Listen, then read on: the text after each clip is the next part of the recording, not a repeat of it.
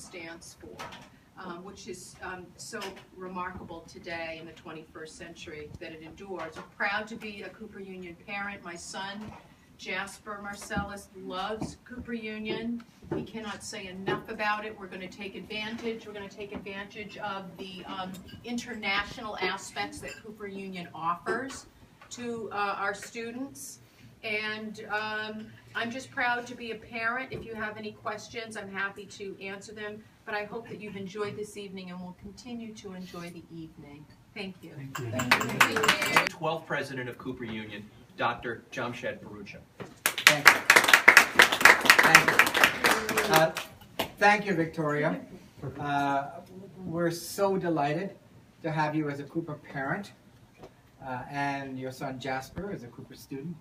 I met Victoria when she came over to Cooper, and we connected immediately, and she's offered up her home. And thank you. You brought out, they didn't come to see us, they came to see you. Victoria is a talented actress and a writer, and a long list. She's written a book, or more, but I've read that book, and she writes screenplays and things like that, and just extraordinarily talented. And her son Jasper is in the School of Art. I want to acknowledge my colleague Chris Cloud, who's our interim vice president for alumni relations and development. I recognize you. Hi, how are you? And Sabatina Gregory, who is our associate dean in the School of Art. And I see we have a lot of art people here. Art parents, art prospective students coming in, and some alumni. This is a wonderful gathering. What I've found is that in LA is the one city where we go to where we see all three schools heavily represented. And something about LA. Even in San Francisco, I was telling somebody, it's mostly the engineers who come out.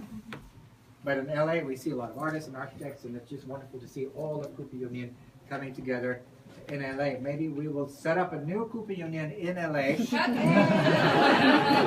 Because one of the holy grail of Cooper Union has always been to create a union of engineering, art, architecture, to find their intersections, which, as you know, are very exciting. And looks like you all do that naturally out here. We have a lot to be proud of at Cooper Union. We were ranked #1 by Princeton Review on a ranking called Colleges That Pay You Back. They surveyed our alumni to estimate the earning capacity of our alumni. Not that money is everything. We certainly do not educate our students to make money.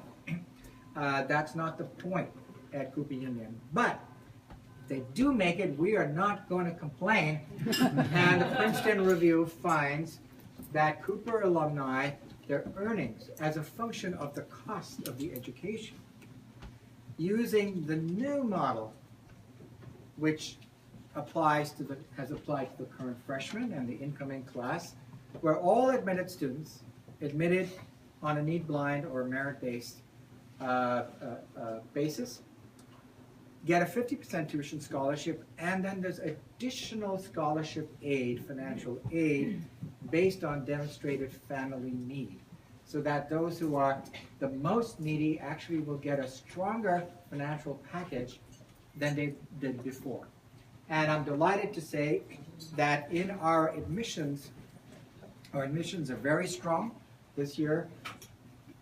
Very, very strong. Cooper Union is as hot today as measured by the interest of these brilliant high school students seeking to come to Cooper Union as ever before. And the caliber, the students who really feel that they could thrive at Cooper Union, and the fit is as strong as ever before. So there's a lot. If you come to campus, you'll see our art students are busy with their senior shows. which open on Tuesdays. If you're ever in New York, there aren't that many weeks left, but come on a Tuesday at 6 o'clock. The art shows, seniors have their shows. You can walk around, you will see the architecture students doing their crits in the various public spaces, and you can see the engineers doing their presentations now that we're towards the end of the spring term. Mechanical engineering, electrical engineering, and so on. You can come to their presentations. They have posters. They talk about all the wonderful things that they're doing. How many of you have seen online videos of the Invention Factory? Oh, No. not many. Not many. Okay. I have. You have. Well, 3.8 million viewers on YouTube have viewed one particular video of two Cooper students, Chris and Henry, who invented a better cardboard box. Now, did you think that that could possibly be a better cardboard box? Never. Never. Okay. Well, two Cooper Union students believe there would be one, and 3.8 million people on YouTube also seem to agree. And this is a result of the Invention Factory. It's a 5 or 6 week course in the summer for a select group of students, a small group, and they pair up into teams, and they go from a concept to a prototype of an invention. And it doesn't have to be high-tech. In fact, most of them are not high-tech. But it teaches you how to hone your ideas and translate it into something that you make. All of our schools at Cooper, art, architecture, engineering, are about translating thought into making. Think about it. How many colleges are like that, where all of the programs have that connection between ideation and actually making something, whether it's a work of art or a building or an engineering product. And so these students really respond to that, and they are, this course enables them to learn some of the skills, the practical things that they don't get in their courses about the invention process, about pitching.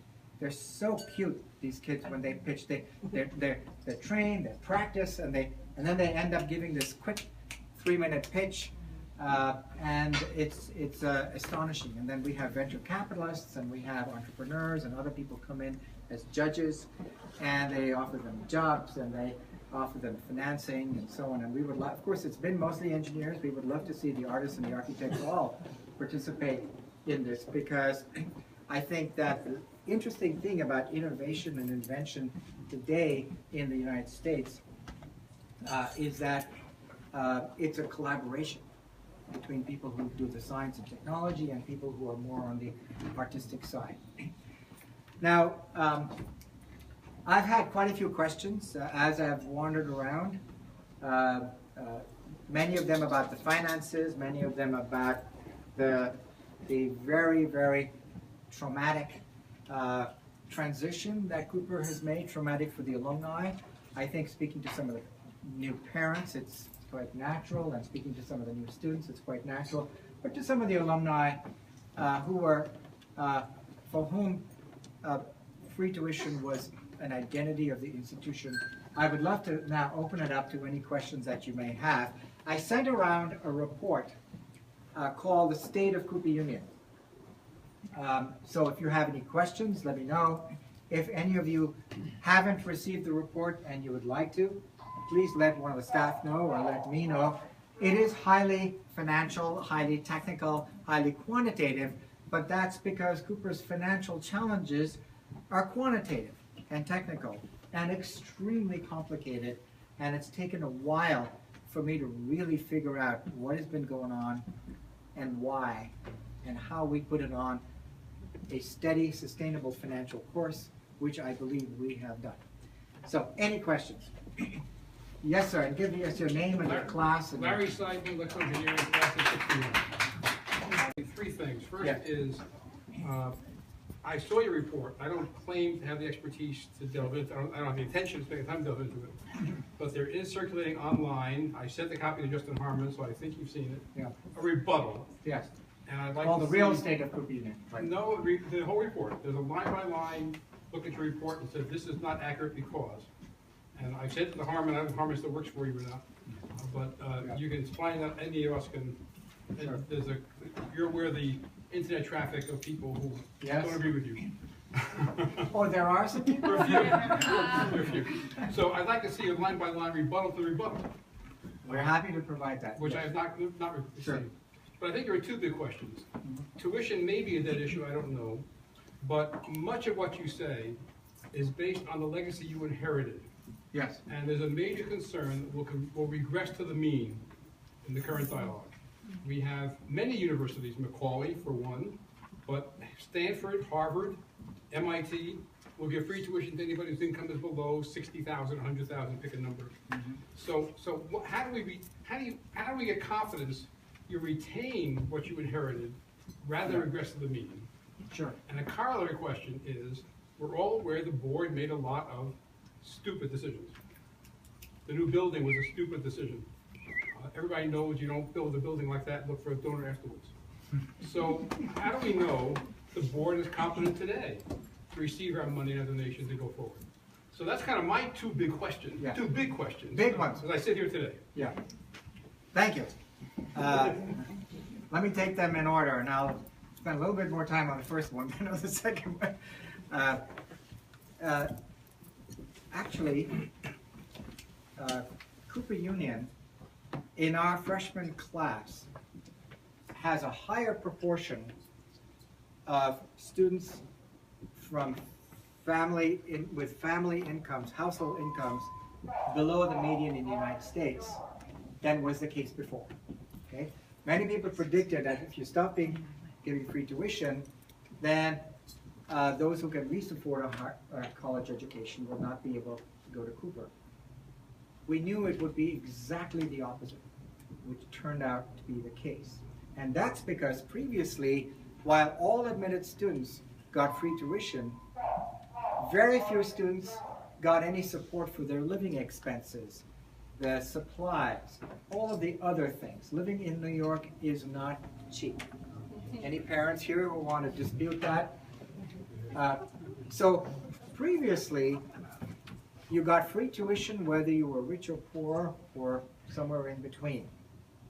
Now, all admitted students get a half tuition scholarship, but those who qualify for Pell Grants, federal Pell Grants, which is a federal calculation, and roughly reflects the median household income. If you're below the median household income, which is roughly $60,000. But that was never the point, though. Yeah, I understand. The point was actually, Cooper never wanted anyone to ever pay for education, ever. It's not about, like, expenses or, there was always, that's always been true. I went there and we didn't have dorms. We lived in the street, basically, But like, that was never the point. He always wanted it to be tuition free. So why is it not? How is that possible? Because when I arrived in 2011, my appointment was announced in February of 2011, and I started the job in July of 2011. Between February and 3 months into my job, September, I uncovered what I call three terrible truths. The first terrible truth is that the annual deficit, operating deficit, was twice what had been thought. It was of staggering magnitude. It was a third of the operating budget. So in other words, a third of the cost of operating the institution was not funded by the revenues that came in, that Cooper can count on from the Chrysler Building principally. The second terrible truth that I was able to uncover is that this had been happening since 1990. In the 1990s, the deficits were so large that they were equivalent in some years to 40 to 45% of the budget, which means that in 1995, 45% of the operating costs of the institution could not be covered by the revenues from the Chrysler Building, which meant that each year there were costs that were not being covered.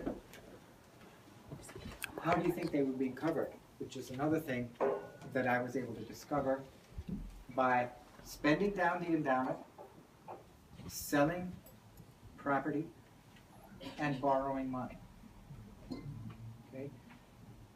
I calculated, and this is the cumulative deficit, the amount that was needed to operate the institution that was not covered by the revenues that we can count on, Chrysler revenues, totaled more than $300 million in today's dollars.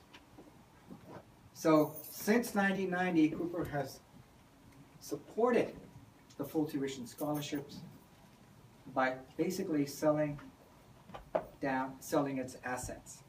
And the final terrible truth that I uncovered was that the net assets, putting aside the Chrysler Building, were approaching zero. In 2011, there were 2 to 3 years left of liquidity to cover those deficits. The freshmen in 2011, that's the class of 2015 that's going to graduate now, would not have been able to graduate. Well, guess what? They will graduate. That required a very difficult, urgent, swift process. And I know there's a lot of pain and angst. Of course, there would be. But the institution would have collapsed. And today it has not. A catastrophe has been averted. The institution is on a sustainable path. It's academically as strong as ever. Our engineering applications this year for the coming fall are up 67% over last year, 33% higher than in the history of the engineering school at Cooper Union.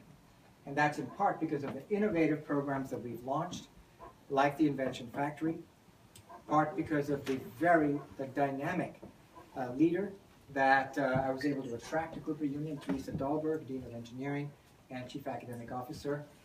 The art applications are up about 5%. Now, they were down the previous year, as we knew they would be, and they've been down nationally. But they're up, they're recovering, and by the way, the School of Art, as most of you know, has been so selective to begin with, that Cooper Union has always been in a position to admit many, many classes from its applicants to the School of Art without any decline in quality. The faculty will tell you the quality is just as high.